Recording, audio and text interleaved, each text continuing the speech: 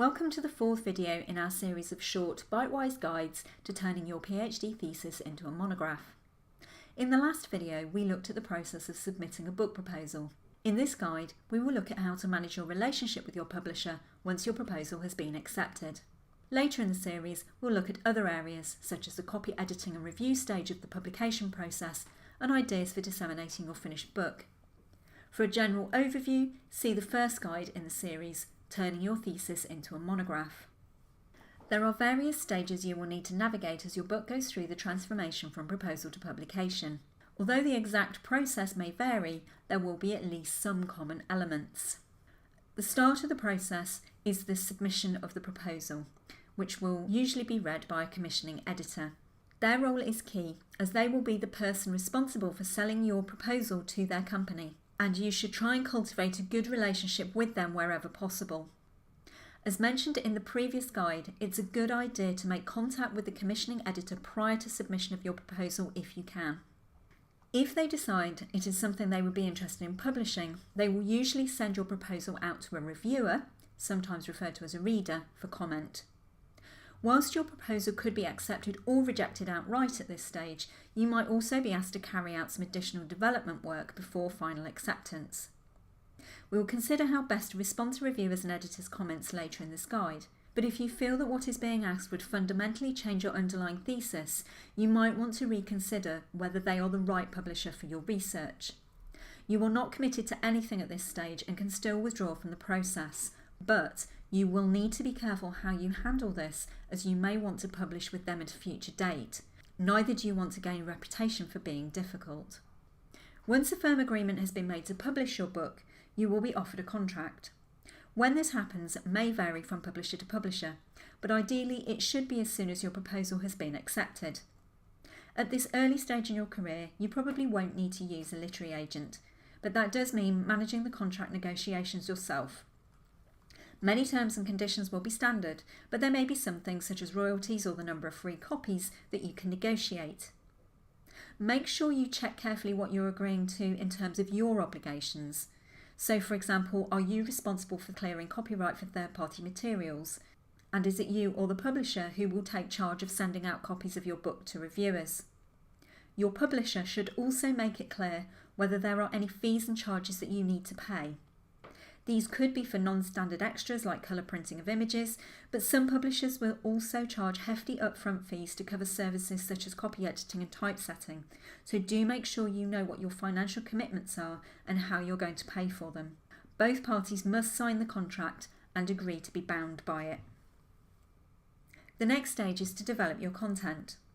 Once your proposal has been accepted, you will be assigned an editor, usually but not always the person who commissioned your book, and it is their role to coordinate the publication process. You will also need to agree on a schedule. Be realistic about the amount of work it will take to turn your thesis into a manuscript, and don't overpromise.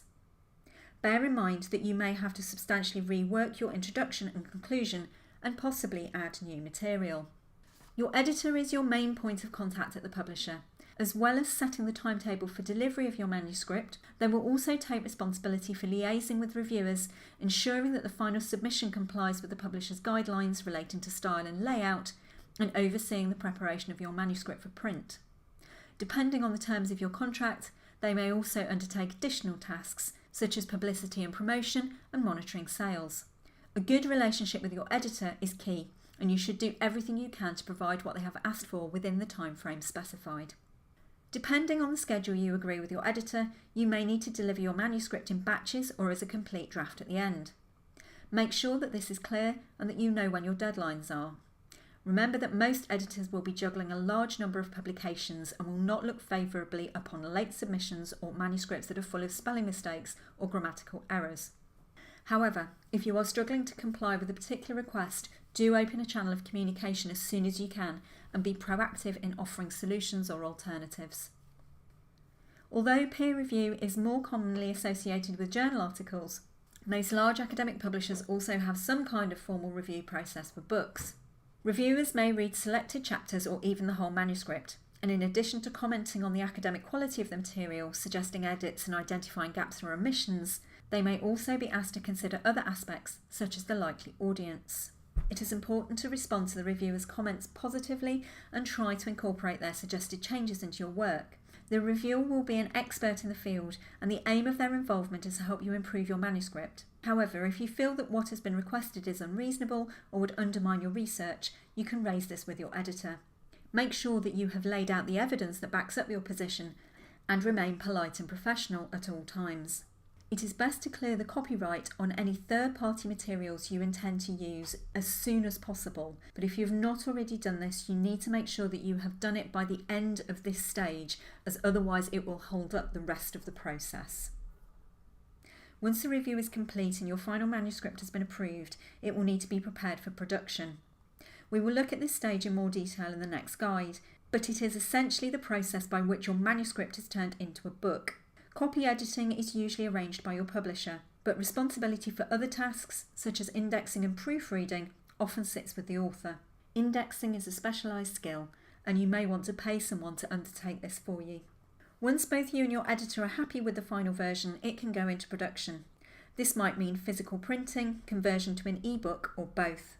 Publicity and other supporting materials will also be generated at this stage. Once your book is available, it will need to be distributed either physically or electronically. It will also need to be publicised, which usually includes sending copies out for review to key journals in your field. Your editor may ask you for suggestions for this. Check with your editor whether they will also contact academic bloggers. We will consider other ways in which you can help with disseminating your publication in a later guide. Thank you for listening to this short BiteWISe guide on managing your relationship with your publisher, and look out for more videos in the Thesis to Monograph series.